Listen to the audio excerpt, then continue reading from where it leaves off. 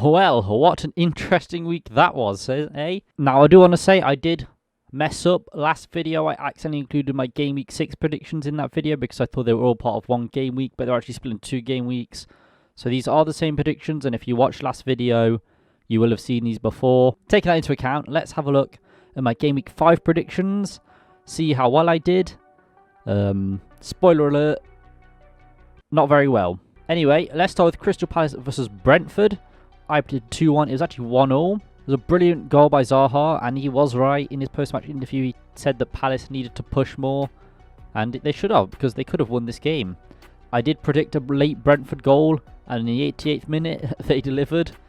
Both teams did have a chance to win it, but neither could find the back of the net, so it ended in a 1-1 draw. Fulham and Brighton Hove Albion now. Now, I predicted a 1-0 draw. It was actually 2-1 to Fulham, and that man Mitrovic is at it again.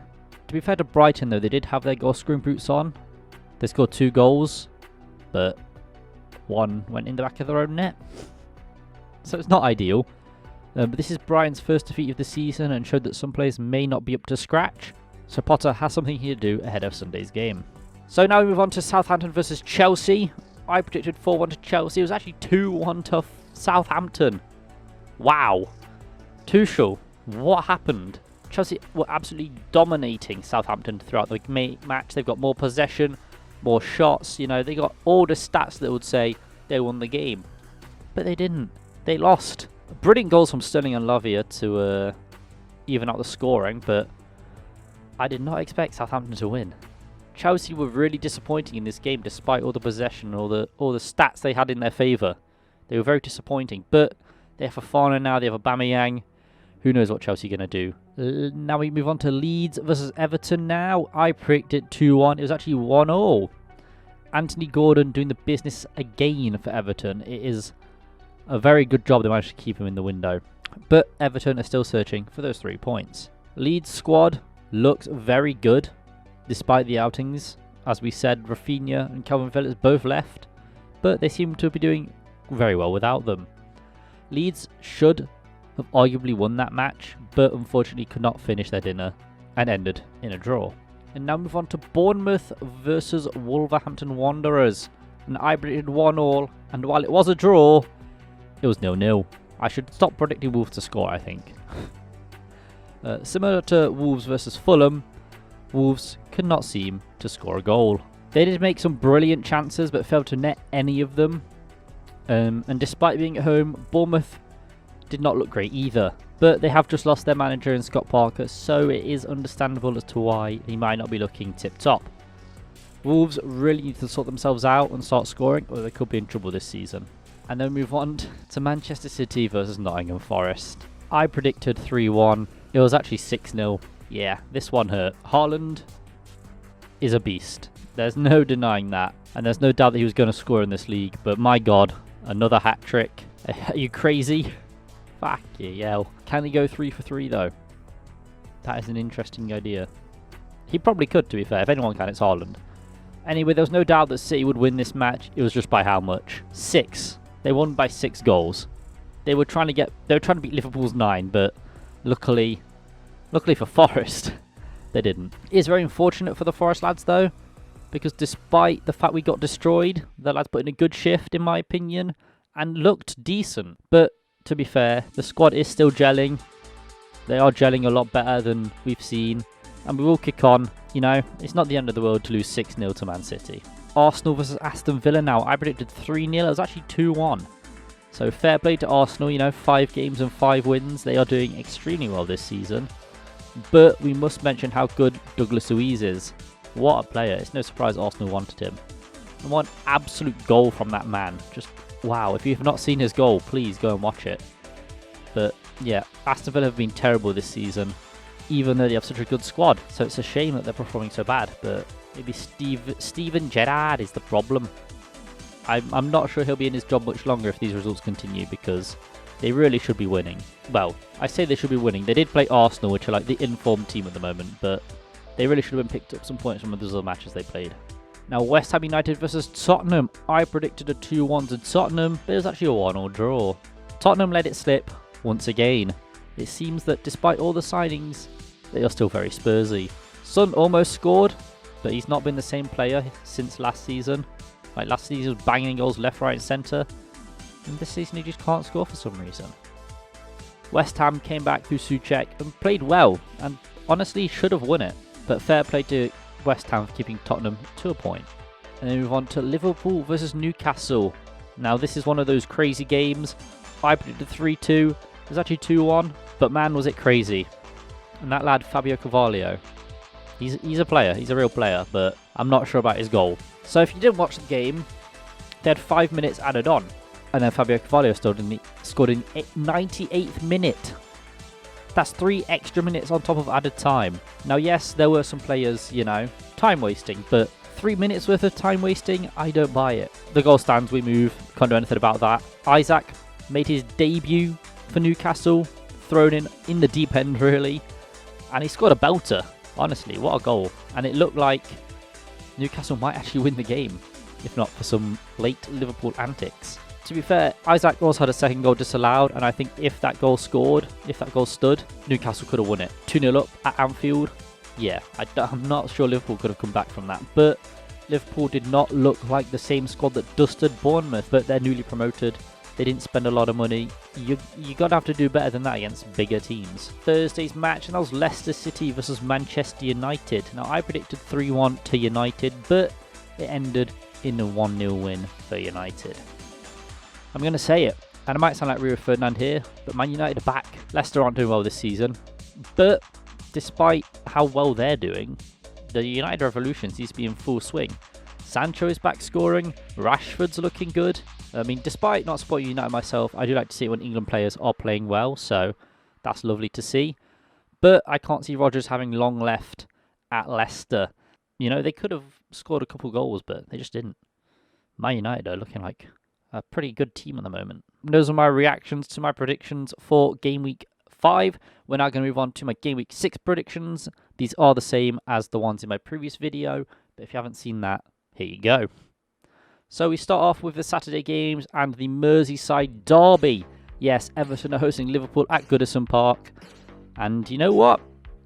It's going to be a belter. I'm looking forward to it. While I don't support either side, I do like a good derby, and the Merseyside derby always provides us with some beautiful moments. Both teams have not been performing how they want to this season, but I still think it's pretty clear-cut who will win. I think Liverpool will take it 3-1, but I can see Everton scoring at home. Despite the way Liverpool are playing, despite the stumble they've had, they are the better squad overall. And as it's a derby, I can see them both teams being fired up to get the win. Now, Everton could cause an upset here. They'll be at home searching for 3 points. What better way to do it against your rivals? But I'm not sure. I can't see that happening. I think Liverpool will beat them comfortably. And move on to Tottenham versus Fulham. Another London derby for Tottenham.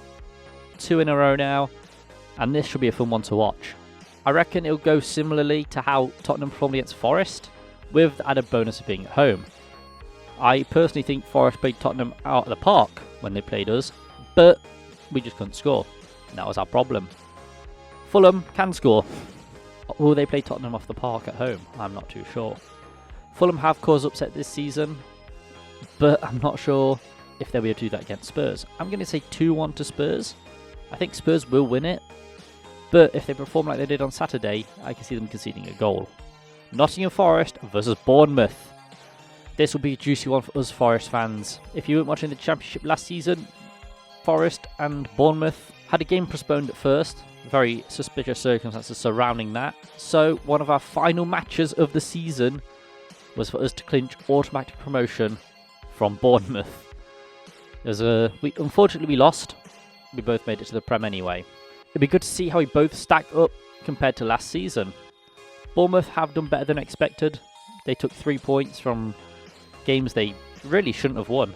They have had a really hard running playing some of the toughest squads in the Premier League. So, you know, you can't really blame them for not picking up much points. So it'll be good for them to play an evenly matched side. I'm going to go 2-1 to Nottingham Forest. I think Forest have the stronger squad after the many investments we've made this season. And the City Ground will help us push the boys even further. Bournemouth may still cause problems, but we're quite evenly matched in my opinion, so I can see the City Ground being the real decider. 2-1 to the boys in red. This is yellow, but you know what I mean. Wolverhampton Wanderers versus Southampton. Now, this is a match between two teams that I would consider very evenly matched. But then again, Southampton did beat Chelsea. So maybe they're not so evenly matched after all. Both teams have made a very similar start to the season. I think Southampton have just overtaken in the past week due to that lovely win. But I'd still say both teams are evenly matched in my opinion. And I think the quality of both squads will keep it to a draw. 1-1, I think. Wolves can set themselves up to be hard to break down, but Southampton has some great attacking quality, which should at least be able to get them a goal. Moving on to Newcastle United versus Crystal Palace now. Now, Newcastle at home are going to be a hard team to face this season, and that'll be no different for Crystal Palace. Palace are a good side, and are known for causing problems for the big six sides this season. Whether Newcastle are in that top six at the moment is up for debate. They're definitely one of those squads up there, in my opinion anyway.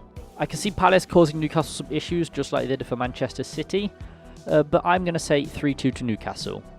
As I said, Palace will cause them some problems, but Newcastle ultimately the stronger squad, and at St James's Park, they're going to be really hard to beat by any team. So, yeah, Crystal Palace, unfortunately, you're going to lose. And then we move on to Aston Villa versus Manchester City. Now, Aston Villa almost took the title from City last season, but Man City managed to overcome them. It's much different teams this season though.